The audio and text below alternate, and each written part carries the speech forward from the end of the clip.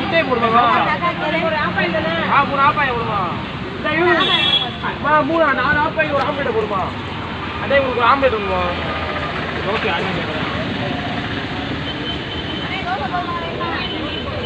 ஏய் சாப்பாடு நல்லா இருக்கா?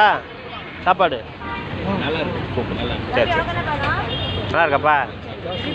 ஒரு விளம்பரத்துக்கு வேற ஒன்றும் இல்லை. மெயினா சாப்பாடு எப்படி இருக்கு? சாப்பாடு நல்லா இருக்கா?